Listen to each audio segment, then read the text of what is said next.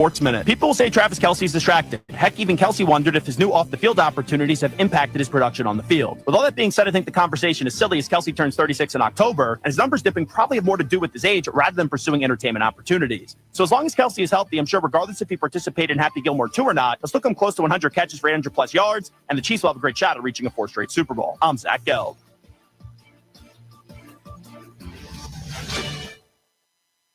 Important notice to all U.S. taxpayers. The IRS is giving away billions of dollars in tax savings through a federal program called the Fresh Start Initiative to aid delinquent taxpayers. This initiative was established for anyone facing financial hardship and unable to pay their back taxes. Qualifying and enrolling in this program will stop all collections, settle your delinquent tax problem, and even reduce what you owe by thousands of dollars. Call the hotline at People's Tax Relief to see if you qualify and get this free information by dialing 800-548-6839.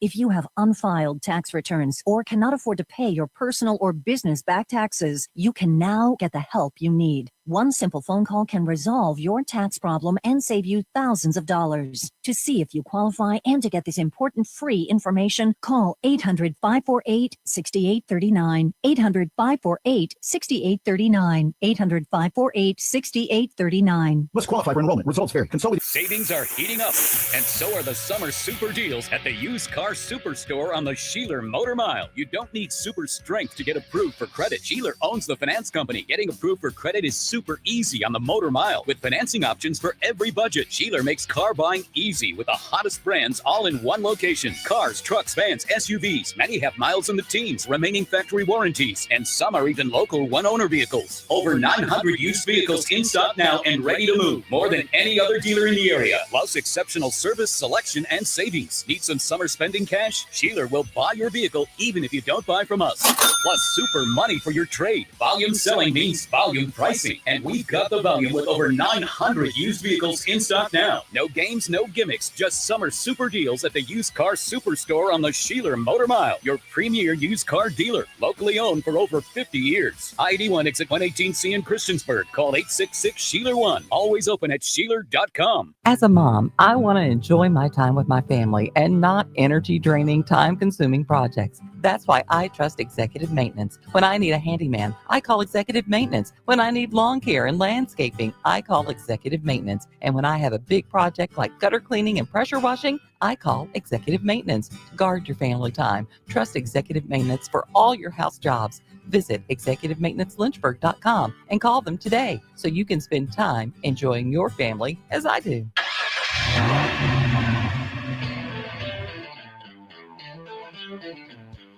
You're stepping into the fast lane on the VTRN Sports app, 93.3 FM and 1320 AM Lynchburg, or by asking Alexa or Google Home, open VTRN Sports Lynchburg.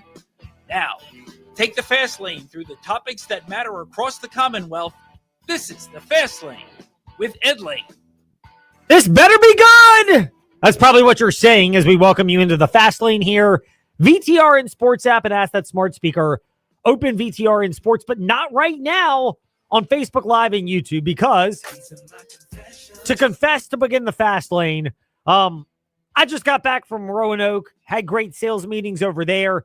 I'm not joking. 73% or so of the red lights I could have hit, I hit on the way back. And it was potentially more, but we kept it under 75%, and that's just what ended up happening. So somehow we're back, but I don't have the video set up. And because it's been that type of a day and week, Charger's not here. Prayerfully, we'll have enough for Richie McKay, who, we've been angling for about a month to get a hold of him. And, his, but mostly our schedule here in the Fast Lane, it's not necessarily aligned to connect with him. So we finally have a chance to do that today. So we will talk Liberty, but not really much Liberty football today here in the Fast Lane. And then we've kind of blown off NASCAR at Richmond this weekend, which is Saturday night for the Cup Series race. So Tom Bowles, Trey Lyles, BallsForFrontStretch.com will join us in just a little bit. So that's what we have on tap today in the Fast Lane. I honestly don't know, again, to get our usher on, whether or not we will have enough juice on the computer to get a video interview with Tom Bowles. So I'm not anticipating that. I do not hope that that's going to transpire. So what I am looking at, or what we're looking at, is Video next with Richie McKay, and then Tom Bowles, probably not when we return.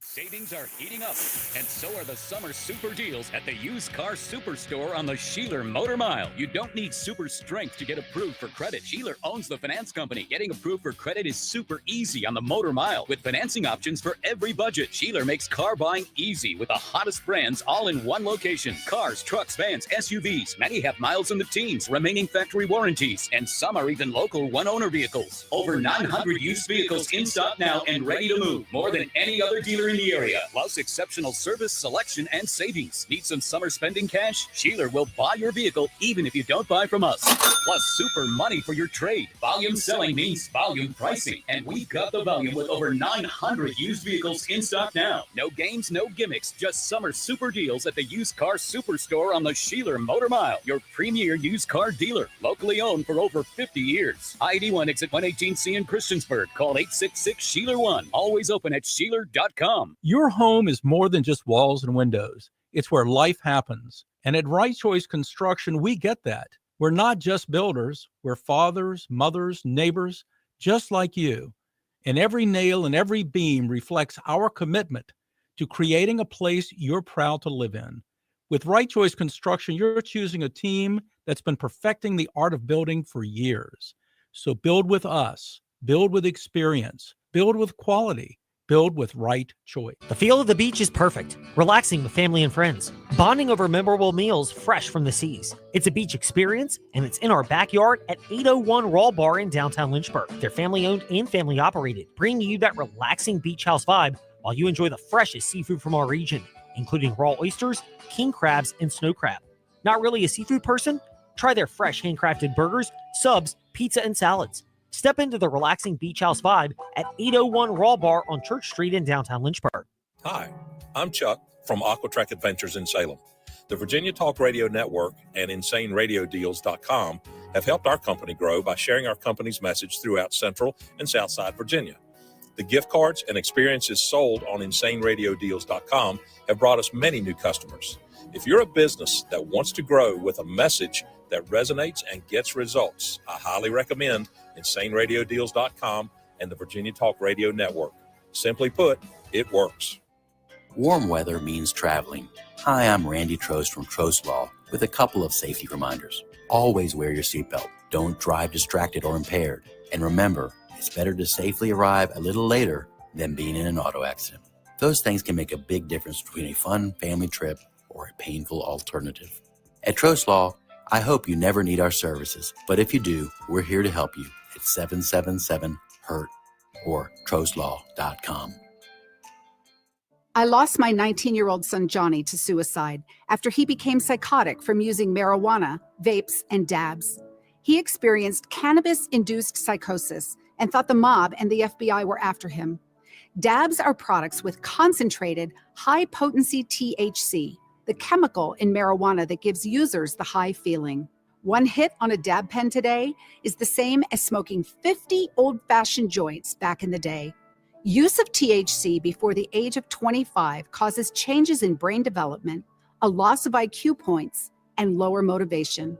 Studies show THC increases the risk of anxiety, depression, and schizophrenia in developing brains. I lost my child, but it's not too late for yours. Educate your teen on the harms of marijuana. A public service message from the nonprofit Johnny's Ambassadors. Learn the risks and get the facts at johnnysambassadors.org. The grit of the sidewalk crunches under your shoes as you walk up the driveway to your newly renovated home and as you lean against the new Chevy Suburban in your driveway. That's when you realize that listening to VTR in Sports changed your life. Your business messages, visually written, resonated with our audience and brought you new relationships and clients. That's the power from partnering with VTR in Sports. Access that power, then enjoy the fruits of our labor. Start now. Email info@virginiatalkradionetwork.com. Don't miss the final days of our big summer sales event at Magic City Chrysler Dodge Jeep Ram. Get a new 2025 Ram 1500 and save up to $10,000 off MSRP. Choose a new 2025 Jeep Grand Cherokee and get retail bonus cash up to $3,500 off MSRP. Hurry in for huge final days discounts on over 230 pre-owned vehicles. It's almost over. Get to our big summer sales event at Magic City Chrysler Dodge Jeep Ram in Bedford, 1750 Independence Boulevard, MagicCityBedford.com. Virginia's source for sports. VTRN Sports, 93.3 FM and 1320 AM Lynchburg. Step into the Fast Lane 24/7 at Trey Lyle VT and Fast Lane Ed Lane on Facebook, Twitter, Instagram, YouTube, and wherever you listen to podcasts. Now, back to the Fast Lane. So we spent plenty of Fast Lane, as you would know, is Fast Lane, Ed Lane. Facebook, Twitter, Instagram with all the shameless plugs. And of course, wherever you listen to podcasts. Lately, it's been Liberty Flames football, and there will be a lot more of that. Do not worry, do not fret. But in the meantime, we'll pivot off of that for a moment. We'll keep our pivot as Coach Richie McKay would want us to do, to talk about some Liberty Flames men's basketball here in the Fast Lane. Richie, last season and speaking with you from last season and embracing the transfer portal and having the right mix of players USA regular season the way they did to win the Conference USA regular season and tournament offseason. How is your program all the way now? This point now in the offseason, a year ago, because you were on this journey. How is your program different now from realizing how the game has changed? A year ago, Liberty has on this journey, but maybe 2 years ago, realizing how the game has changed and how Liberty has adapted to it. I think college basketball. Eddie, athletics. It changes on the daily. It has changed over the past 24 months. I think. Navigating the new terrain. That being said, athletics. This is still a get to, not a have. It changes on the daily now.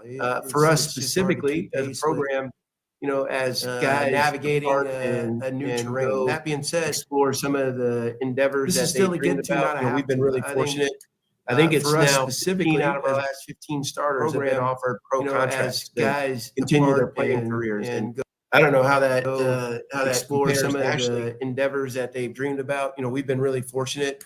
I think it's now 15 out of our last 15 starters have been offered pro contracts to continue their playing careers. And I don't know how that compares nationally, but I do know we're really blessed to be able to have that opportunity for our guys.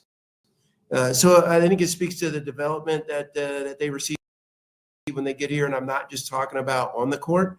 Obviously, there's some results that we've been the benefactor of their hard work and sacrifice as basketball players.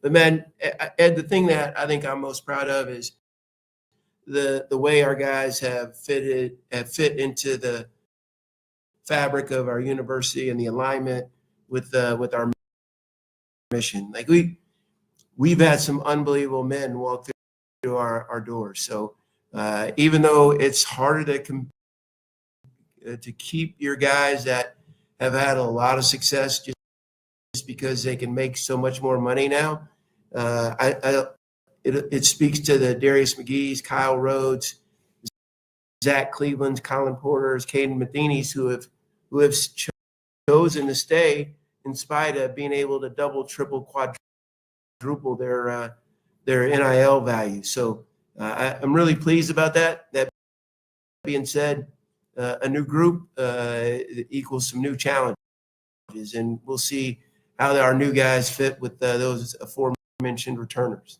Whether it's when you're initially meeting new players for the Liberty Flames basketball and over that process, and I know it's different for high school where it's longer than transfer portal guys, or while they're at Liberty, is there a vetting process? Is it a continual discussion of balancing, what may be different from each player and the needs economically in the short term for them and their family versus the fact that being at Liberty can be a lifelong decision that over the long haul pays its dividends over multiple folds? Yeah, the Ivy League has this propensity to recruit by saying it's not a 4-year decision, it's a 40-year decision. I just think when you come to Liberty, you're choosing something different than most, just because of again, I alluded to it earlier, our university mission and to train champions for Christ, and the athletic department's vision for the way we want to operate. So yeah, there's a vetting process, and we, as you well know, you've been around our program long enough. We're so about the person. Like, we, don't get me wrong, I want to sign and attract really good players, but the first criteria for entrance into our room is the kind of person you are. And you don't have to be perfect. You don't have to be there. I think having guys that have a conscientiousness and desire to grow in their faith is really, really important to our program's DNA. So I do think there's a vetting process. Look, if your number one agenda is how much money you can make to come and play basketball at a particular school, we're not the one. We're just not. That's not going to be the driver in why you come to Liberty or why you stay. And now, will we try and be as competitive as we can? Absolutely. And fortunately, we're supported by our administration, and hopefully we can keep growing and building that from a donor standpoint. But I do think, man, there's a reward if you do choose our program that will last a really long time in your individual whole person development. That being said, and we're chatting with Liberty men's basketball coach Richie McKay today in the Fast Lane. We're taking a slight break from all Liberty football, which is a big part of what we're discussing now during the month of August. But you mentioned finding guys, the right fit for the program, and everything else that goes into the bigger picture element of the program. That being said, how crucial was last season showing that you can have the right character guys, but also guys that have talent and can gel together and deliver the type of results that now there's a blueprint for doing it, and you can sell to players in the future? Yeah, I think anytime you go to the NCAA tournament, it is such a privilege. It's really, really hard to get there. And as you know, we've had 3 different conferences now in the last 7 years. So there's always a learning curve when you enter into a new conference, and we experienced that our first year in Conference USA.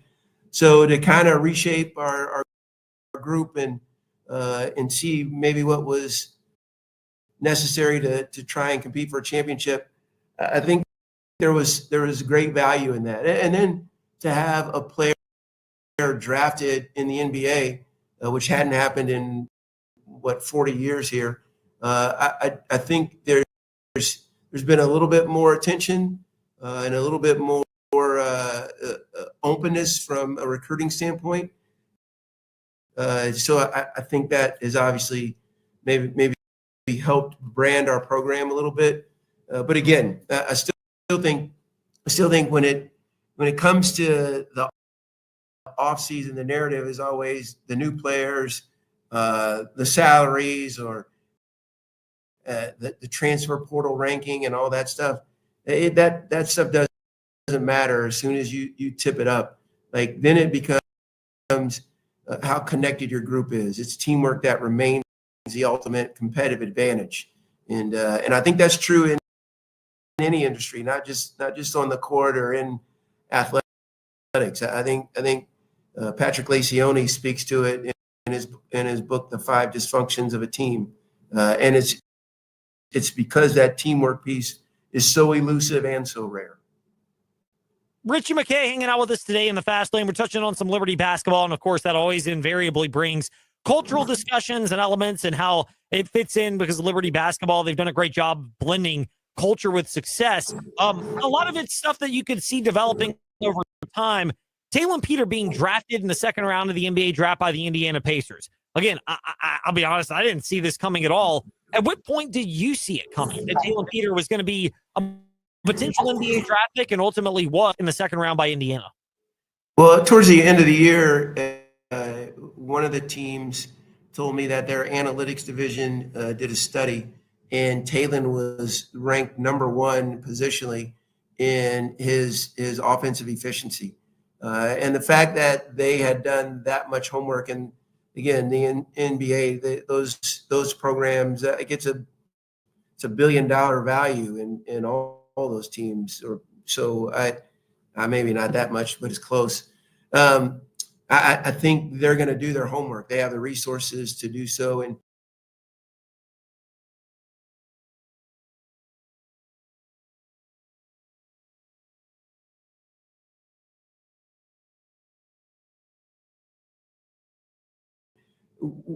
like, there was a lot of attention being made to Talon being a sixth man. Like, you and I both know, he was a starter. He played starters minutes. He had a high role in our program. And I think towards the end of the season, you could kind of tell by how many agents wanted to get involved and how many different scouts would come to the games. Like, somebody on our team was making some noise. Well, he garnered the services of Sean Kennedy, who's with Excel Sports, and he represents a bunch of NBA players. One of which was a former player of ours when I was at Virginia, Anthony Gill. And when Talon made that switch, all of a sudden he was getting workout after workout, and the feedback was the same. Like, man, where is this guy? Where has he been? He wasn't invited to Portsmouth. He wasn't invited to the G League Combine. But Talon just impressed. And I think because he knows who he is as a player, he was going to do well in those workouts. Well, as it came close to draft time, and there was a few teams calling and really doing some detailed investigative work on him, I could tell that he had a chance to get drafted. I kind of knew he was going to get at least a two-way, but then obviously the day before the draft and or the day of the draft, first round and the second round, I kind of thought there was a really good chance that was going to come to fruition. You did a good job keeping your mouth closed so that people like us didn't get to spoil it. That's an A+ work there from Richie. Yeah. And thanks, Eddie. Look, I knew if you would have done some intel, like I had no chance in keeping it a secret. So my voicemail was full for a reason. Well, your best luck is the fact that John Manson from AseaofRed.com said he went to bed early the night of the second round and woke up shocked to it. I was out of town and did the exact same thing. So if there's ever a night you could have spoiled it, you could have texted us like 10 minutes before it happened, and it would have not spoiled anything, apparently. Well, I think it even surprised ESPN because they didn't have his highlights ready to roll. Instead, they went to the Taco Bell commercial. So I think a lot of people were surprised. We had some intel that told us like there was a really good opportunity or that he was going to get drafted. And again, man, so happy for him. And I do think it speaks to, there's a mantra that we have. It's actually in our practice trim. It's from the derivative of a verse in Ephesians chapter 3. And it talks about what God can do. And we just branded it as dream your biggest dreams. And the fact that he was able to come off the bench at a mid-major program, not go to any of the aforementioned draft stuff, and still get drafted, man, it just shows that all things are possible with God. Well, you mentioned that, and there's the other value to this. And how much is it something that you can mention, maybe not a direct sales point to all your players, but just the general long-term value, and that is the value of relationships. You mentioned the agency with Anthony Gill and the Virginia connection there. Of course, Rick Carlisle's a Virginia guy, the Indiana Pacers head coach, and that's where Talon Peter was drafted in the NBA draft. But how much of a value of relationships between you and going back to the Tony Bennett and Virginia days as well, how much of a role does that play in allowing guys to come to Liberty, be part of a different program, but still have a chance to achieve their career goals? Yeah, I think I heard Inky Johnson say one time, "You're going to get what God has coming for you," And I think having that belief and trust is foundational to how you operate as a person. It shapes the perspective or the lens that you see the world through. So, I think it certainly gives us some credibility in our own locker room, and maybe for those who are considering coming to school and being a part of our campus. But man, again, there's still more for Talon. Like he's in the room now. He really worked hard to get to where he is now, and that's hopefully going to be a deposit in his bank of trust, so that he can continue to elevate that work ethic and try and attain more. And I think the same is true for the guys who still have collegiate eligibility. But like it's hard to get there. And we've got some good relationships and maybe some credibility, but ultimately you got to keep trusting and believing even when you can't see it. Like I think having that faith is really important to your pursuit. Richie McKay hanging out with us today in the Fast Lane. Richie, among the new players that have come in for Liberty basketball, 5 of them are incoming freshmen. You do have 2 transfers in J.J. Harper and R.J. Jones. Back to the idea of relationships. We know you've had one with Mike Young at Virginia Tech. How instrumental was that, in particularly with the R.J. Jones recruitment, of understanding what you're getting, how he might fit, and why he was available to begin with? Yeah, I love Coach Young. Man, great dude, great coach. They're going to have a really good team this year. Coach Young and I spoke about RJ. He verified some of the things that we thought about his character. He was injured a ton in Blacksburg, so he didn't get much of an opportunity. He ended up redshirting, so he's technically still a freshman, which is to our benefit. But we had a little bit of history on him from his high school days and the Rock School. We've got a really close affiliation with Justin, their head coach, and RJ's father is actually an assistant there. So we had some knowledge of him when he was healthy as a player, and then when you get a chance to meet him, like he's such a great fit for our university. Now there'll be some rust that he'll have to shake off, and obviously it's a completely new system. But I really like the fact that he's in our program. I think he's going to add a ton of value. You'll get to nitpick this comment as if you don't always have a chance to do so, Richie. But the idea being that, if you're getting guys that are four-star talents, and you've had some that have come through with the transfer portal, in particular at Liberty, highly rated players, there's probably an and or an exception, something that makes them available. And if it's real character concerns, it's probably going to mean they're not a fit for Liberty. But injuries are often one where you do take players in that spot. Josh Smith, Isaiah Enid, we mentioned R.J. Jones as well. How much do you rely on your training staff, your medical staff, your strength and conditioning and nutrition department to be able to help bridge the gap and take guys that maybe have some potential but need to shore up some areas, particularly physically, so they can be contributors to the Flames? Yeah, a good take, Eddie. I mean, there's a reason they're available, right? Because of what the P4 can afford a young man from a financial standpoint. We're not beating any of those schools on guys because they can 7 times the financial package that we can offer. So, but you mentioned our trainer, Aaron Schreiner, who's absolutely one of the best in the business. He and Rob Hornet together, Rob's our strength and conditioning coach, our performance coach. They're in the elite category. Like those individuals could be at any P4. I'm talking the highest of the high, and get way more recognition and acclaim. So I think the way they service our players and our nutrition department, the support that we get foundationally from our athletic department, it's like a high major.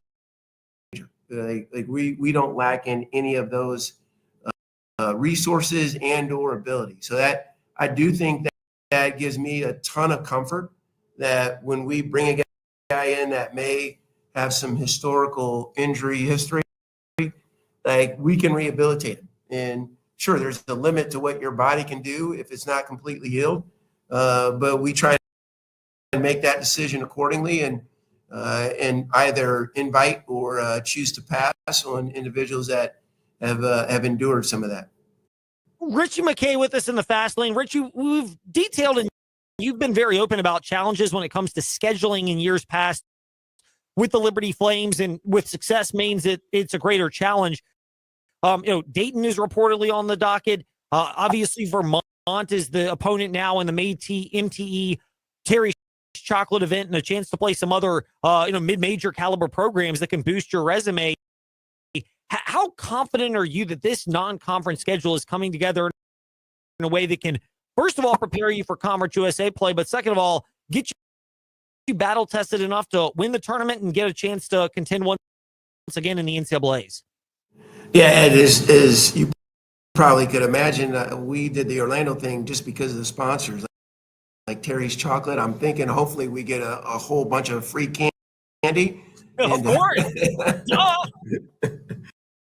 Now, whenever the schedule comes out, Bill Smith, our SID, you know how good he is. We're waiting on, I think, the final contract to release it. But whenever it comes out, there's always, I'm sure there'll be complaint about this game, that game, or why didn't we play this school or that school. Look, it takes two to tango, and the way you can just choose about 90% of the Power 5 schools, P4 schools, and you can see the same template. They schedule quad 1 games because they don't hurt them if they lose, and then they schedule quad 4 games. Well, invariably, Conference USA is going to, I would guess, 11 out of the 12 teams, maybe all 12, would fall somewhere in the range of quad 2s and 3s. Now, if you have not performed well, you can get a bunch of P4 games because they think you're going to end up being a quad 4. We haven't lived in that space for 4 or 5 years. So it's even difficult to get A10s and other places that would be natural rivalries to schedule a home and home. So no, the public will never know how difficult it is, nor how much time we spend on trying to build a schedule. But Ed, real talk, I'm so pleased. Like we did the Field of 68 tournament, and we've gone on the road for 2 true road games and 2 neutral games in order to get College of Charleston a really well-coached, traditionally strong mid-major program that's got a great rev share that it supports their program, and Florida Atlantic. And again, mind you, we played Florida Atlantic the year at their place, the year after they had the Final Four run. So Coach Jacobs is doing a phenomenal job there. We get those 2 to come into the Liberty Arena, which is normally not going to happen. We also got a home and home with Dayton, as you mentioned.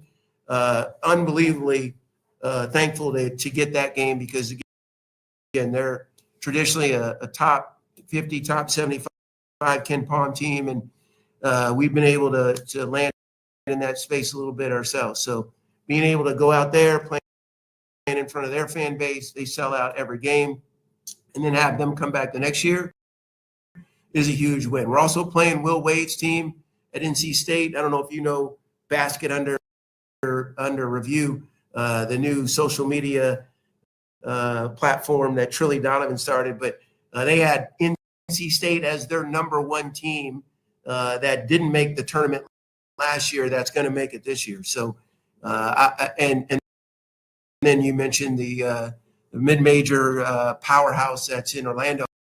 So I think we've done a phenomenal job of being able to really test our team in the non-conference.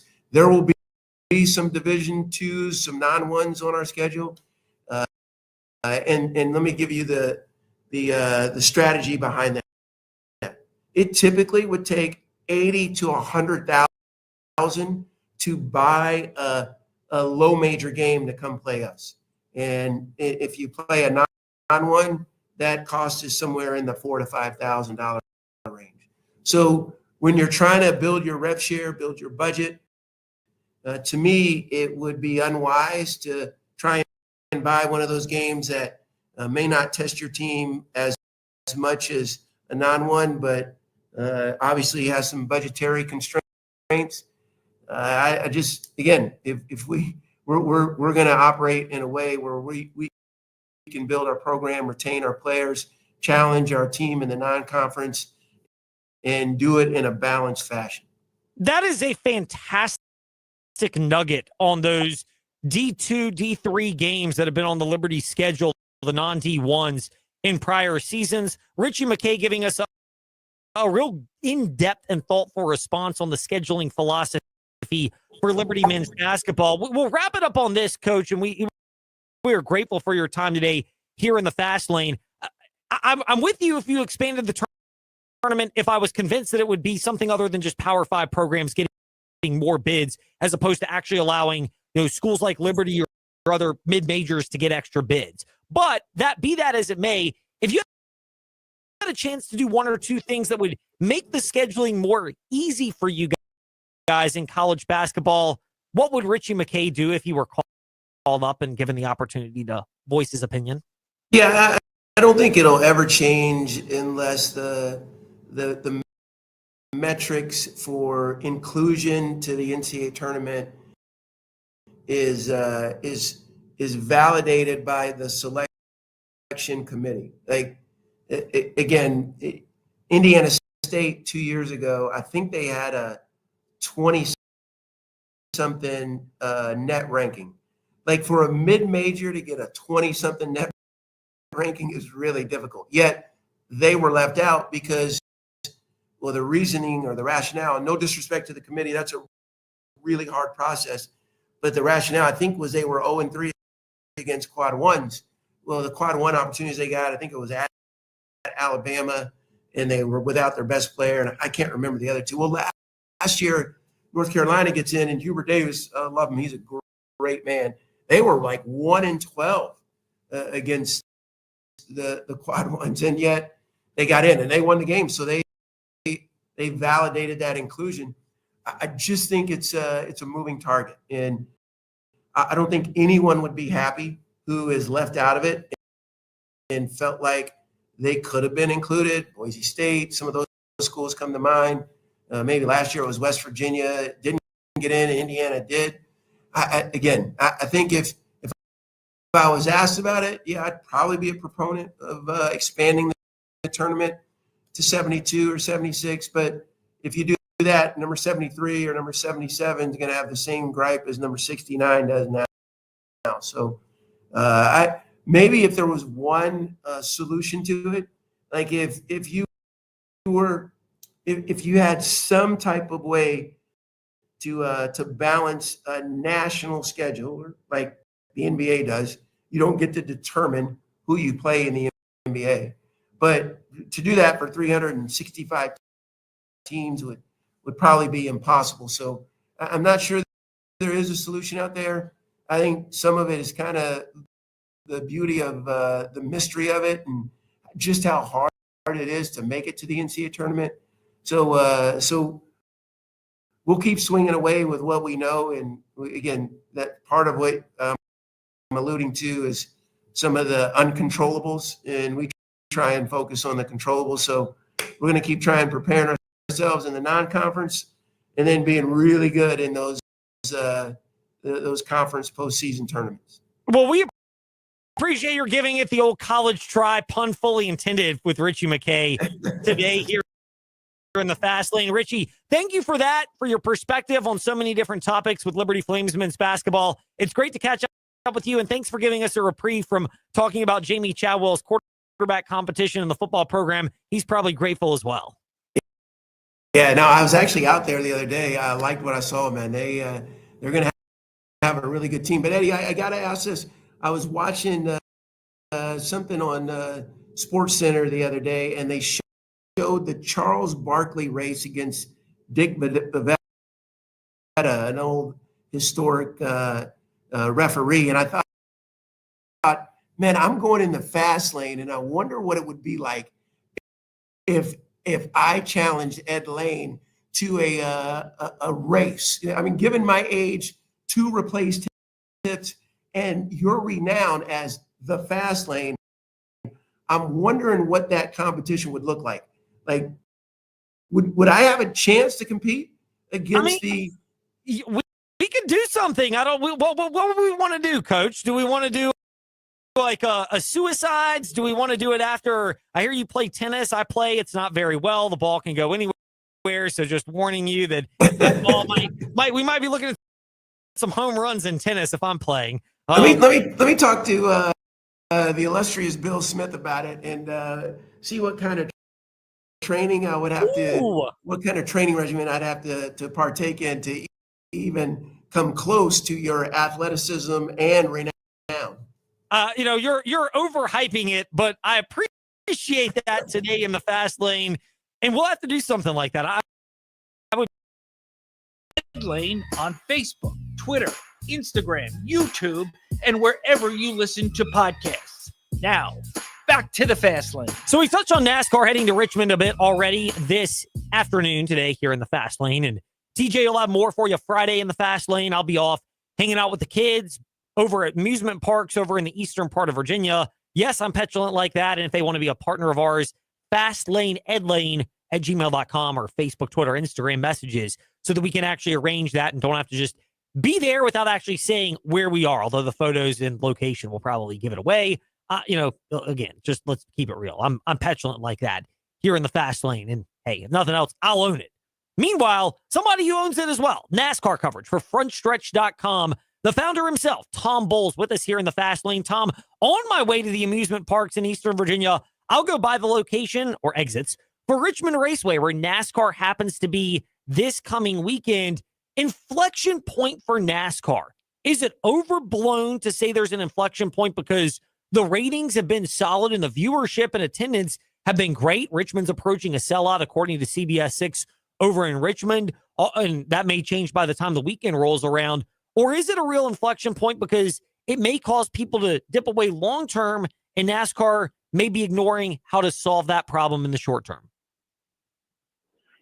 So thanks for having me on, Ed. It's been a bit good to talk with you. I think that right now we are at a little bit of an inflection point for NASCAR as a whole, right? A lot of people are complaining about how the car competes on these short tracks like Richmond. I know you said that Richmond's more like an intermediate track, but it's still a track that's part of the short track package, and it's so difficult to pass right now. So there have been a lot of fan complaints. With the playoff system also coming under greater scrutiny recently. Yeah, people feel very unsettled with the state of the sport. With that said, even with the switch to Amazon Prime and all of the different people broadcasting NASCAR this year, first year of the new TV package, the ratings have held up really well, and fans are still filling the seats at several racetracks across the country. It's great that Richmond's close to a sellout, and it could be that moving down to one date has really helped that track for the long term in terms of getting the people there that it needs to sustain itself on the NASCAR schedule. So, yeah, I feel like we're at an inflection point with people unsettled about the state of the sport, but at the moment, the attendance and the TV ratings are not necessarily reflecting that. Not so shameless plug here in the fast lane. We had Steve Post, the lead pit reporter for the Motor Racing Network, a couple of weeks ago. Fast Lane, Ed Lane, wherever you listen to podcasts, to check that out. And, he mentioned that, there's certain tracks where it's worthy of having a date of more than one race, but it's a small number of those tracks. Is this something that NASCAR could learn from as well, with Richmond having gotten whittled down to one? I know it's not owned by the same group, but Pocono is in the same camp where there was a lot of hype around that race for one this year, that NASCAR might benefit from the majority of racetracks just being a one-race venue and spreading the product around to more people as well. There was a front stretch rider a couple of years ago. It might have been Neff, Ed, Mike Neff, who's on your program quite a bit, who said that only Daytona and Darlington should have two race dates and everybody else should have one. And I used to not really believe in that philosophy 5 or 6 years ago, because I think there are other problems with only leaving a track with one race date, right? There's the other 11 months of the year? What are you going to do with this thing that sits dormant for a majority of the 11 months of the year? A lot of times with road courses, working on IndyCar this year and seeing all those different road courses with their vintage racing leagues and other schedules that pop up on those racetracks, they're able to stay active for the majority of the year, even when a racing series isn't there. Some of these NASCAR ovals, they're dormant for the majority of the year when NASCAR's not there. With that said, I think that Neff might be onto something. I definitely think that the shrinkage of these dates from two race dates to one have helped the racetrack like Michigan, have helped the racetrack like Richmond. Back in the day, helped the racetrack like Fontana when it went from 2 dates to one. It just happened to coincide with Fontana becoming way more competitive. So I definitely think that's something that we can look at in the future. And it certainly seems like NASCAR's headed in that direction with their recent schedule changes the last few years. Well, we're going to have to temper Neff's ego at this rate, because he also has a great article up on it being time for NASCAR to admit a mistake with the car, and in particular venues like, well, basically any of the non-traditional intermediate tracks in NASCAR, and NASCAR having an issue. Is this something that NASCAR needs to address immediately, or is this something that NASCAR does not need to address because fans are still viewing and still showing up to the track? So I definitely think that as the chorus of criticism gets louder, NASCAR is going to have no choice but to address this problem. I think the cold reality that we're facing right now, Ed, is in a few areas. Number one, we're headed towards some sort of potential economic downturn, or at least it looks that way right now. And if there are economic headwinds, it makes it more difficult for owners in NASCAR to spend the money they need to build a brand new car from scratch, which is probably the only way you're going to fix some of these issues with dirty air and the lack of passing that we've seen with this new car. I also think that with the TV ratings the way they are, with attendance still up, there's not really a financial incentive for anybody to go and make these major changes. People will turn around and say, well, you got a few loud voices saying we should do A, B, C, and D, but at the end of the day, our ratings are still up. Our fans are still in the seats. Why are we going to spend money on this to quell a few critics when at the end of the day, we've got people showing up and want to see our product? I think the thing that might be in the most danger of being changed, which I think is a good thing, Ed, is the playoff system. And I could see the playoff system getting adjusted this offseason for 2026, especially with the recent, all of the attention that Mark Martin brought to the problem. But beyond that, when you're talking about changes to the car, they're going to cost everybody real money and serious money. I think we're a couple of years away, and that's frustrating for a lot of people to hear, but I think that's the reality. Tom Bowles of FrontStretch.com, and we'll shamelessly promote the Front Stretch Happy Hour podcast from a couple of weeks ago where you guys had Mark Martin on. Is it the frustration with the car that has led people to be frustrated with the NASCAR playoff format and the idea that, I get the three races and then one championship race at the end, but is it more the idea that right now you don't have a good product, so there's not a lot to look forward to, and it becomes even easier to nitpick where things are going wrong? I'm going to make this real easy for you, Ed, and this is what I've said about the playoff system from day one since they changed it in 2014. You're a baseball fan, right? Yes, sir. All right. You like opening day? I do like opening day. Guess what? If your team wins on opening day, baseball under this format, you don't have to worry about anything for 6 months. You're already in the playoffs. How about that? How would you feel about that? Yeah, it'd be crazy. Everybody would be in the playoffs at that rate. Well, that's what people get frustrated about. Whoever wins the Daytona 500, they already are in the playoffs.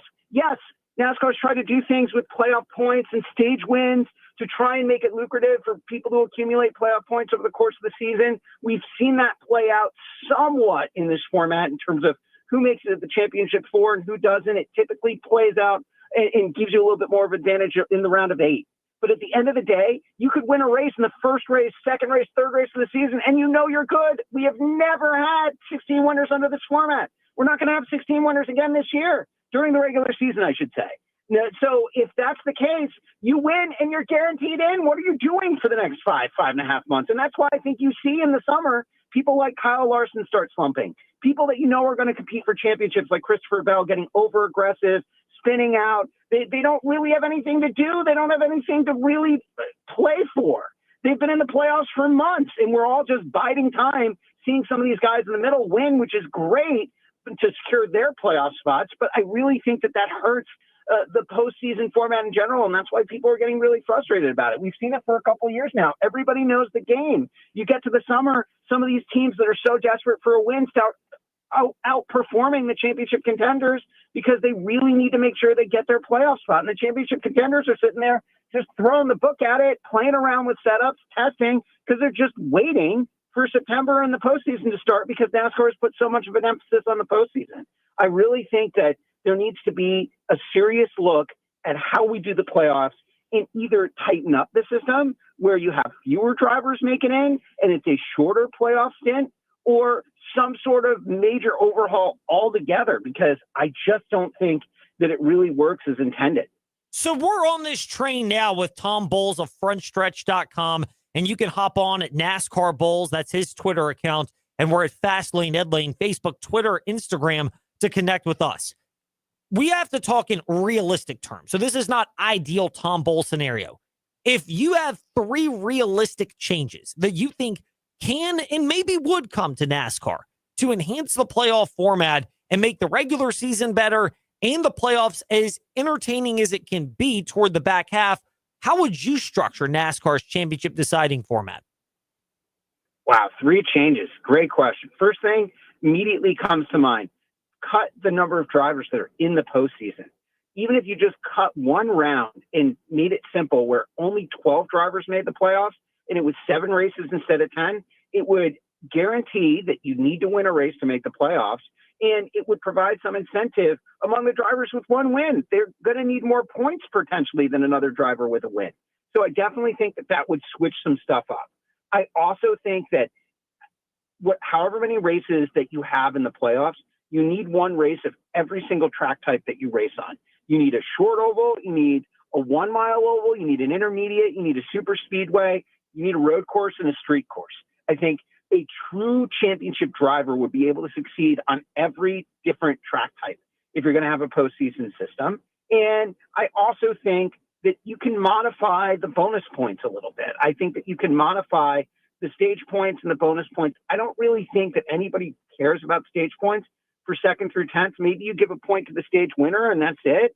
If you want to have these caution flags to make sure the racing's broken up, but I think stages have run their course. I don't think stages really matter as much in the grand scheme of things. And it sometimes causes people to have more points when you talk about the current system. 15th, 16th, who makes it in on points is because of some weird strategy that they did at the end of stage 2 and not the overall quality of racing they had over the course of the season. So those are the 3 things that I would look at right off the bat. Tom, one of the blowbacks on NASCAR's playoff format in general is the fact that it exists because TV wants it to exist in some form and probably not a reversion to just one 10-race playoff chase like it was at the very inception of this playoff.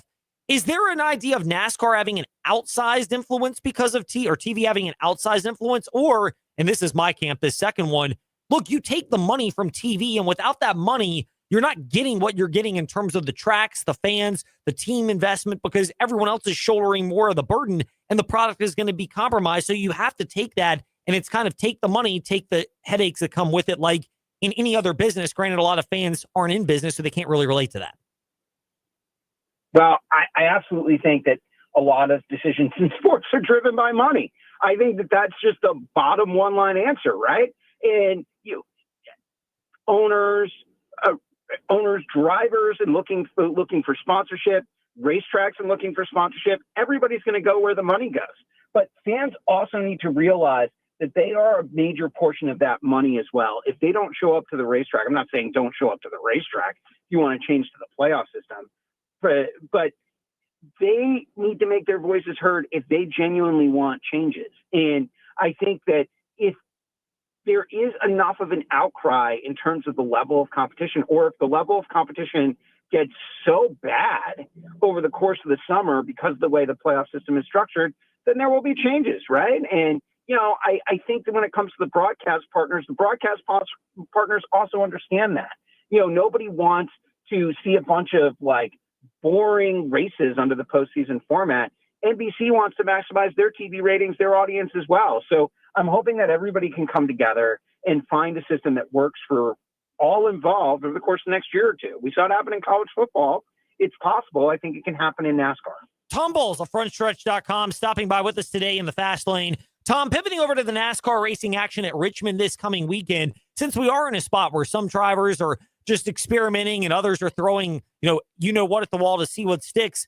Am I off base in thinking that if you're looking for a favorite this weekend, the sneaky under the radar pick may be Brad Keselowski, because he's been running well at a lot of these tracks, and out of the drivers who've consistently run well recently, he's the one that's probably the most desperate out of that grouping. Yeah, I definitely think that you're onto something with Brad. I think that he's had a really strong summer, just had too horrible a start, the worst start of his career, to ever really be in playoff contention on points. But he's got the speed to win a race. The other person I'm going to throw out there is not necessarily last year's winner, Austin Dillon, but Keselowski's teammate, Chris Buescher. Buescher is somebody that knows the pressure of trying to make the playoffs at the end of the regular season. He's someone that wins around this time frame, August, September, and has been strong at Richmond before. And honestly, if you look at RFK as a whole, I know he hasn't won a NASCAR race yet, but you look at Ryan Preece, I think Ryan Preece is going to have top 5 speed this weekend. And if certain things break his way in terms of strategy, in terms of track position, I think that he could potentially be a factor as well. RFK, in my opinion, is hotter than Penske right now in the Ford camp. And I think they'll enter the postseason, no matter how many people they put in it, as a top contender, potentially the top Ford contender, with the way that Penske's shuffling around and all the leadership changes they've had in the whole organization this year outside of NASCAR. Tom Bowles of FrontStretch.com with us in the Fast Lane. Tom, great to be speaking with you today. We really appreciate it, and we'll wrap it up on this. If you have to give your 3, we've gone on the themes of 3 here today in the Fast Lane. Maybe it's the Father, Son, and Holy Ghost that I'm calling on this Thursday with all the technical challenges that are existing in the world and my needing divine intervention to get through all of it with patience and everything else. Tom, who would be your 3 drivers to watch and reasonably believe maybe the 3 favorites to get to victory lane at Richmond Saturday night? 3 favorites to get to victory lane. Or any first drivers. Thing that I think of, first name that I think of is Hamlin. Outside of the ones that we've talked about, Richmond's his home track. He's been dominant there. It's unbelievable to me that SVG now is tied for the most wins on the season with anybody. I think that somebody's gonna fix that heading into the playoffs. I just don't see SVG with the most playoff points. I think Hamlin has a great opportunity to get it done among the championship contenders. I also think a guy that is underrated at short tracks that might be someone to watch is Christopher Bell, believe it or not. I think that Christopher Bell is someone that, could get it done. And then I also do look at Dillon. Austin has always had a good track record at Richmond. They know that this is a race that they need in order to make the playoffs. As much as Daytona, they are used to the pressure of having to sneak in at the end of the regular season. So the 3 team is definitely going to be one to watch. They've had top 10 speed at times over the last month, but Richmond is really the track that they know they have the setup aced, and they know that they can get it done, and they showed it last year. So we'll see what happens. We will. Tom, thank you for your time today in the Fast Lane. Always great to catch up with you, and we look forward to doing it again soon. All right. Thanks for having me on. As always, have a great weekend. Indeed. Tom Bowles with us here in the Fast Lane, and no punishment, by the way, for him for not picking Ty Gibbs in that group, because honestly, I don't think he's making the playoffs. If you're asking of the 2 drivers I had right now as far as championship bets, I took the long shot on Ty Gibbs. I think it's 71. It's probably still worth a flyer, a what the heck flyer. But Chase Briscoe is the one that I really probably feel even better about. And I've mentioned that before, that he's run well. He's kind of flying under the radar, but he's in one of those top 3 teams and starting to justify the equipment that's been invested in him. Meanwhile, we hope we justified your time investment, and we appreciate it. If you missed anything, Fastlane Edlane, where you listen to podcasts, and Facebook, Twitter, Instagram. TJ has you covered tomorrow, and I'm back Monday. Thanks for listening to the Fast Lane on VTRN Sports, 93.3 FM, W227 BG Timberlake, and 1320 AM, WVGM Lynchburg. 25 gold and silver kit from my partners at the top-rated Precious Fast Lane and discuss the impact of Stanton River. Plus, you can get an unlimited instant match on bonus silver if you qualify. Help secure your future today. Call 855-969-GOLD to learn more. That's 855-969-GOLD.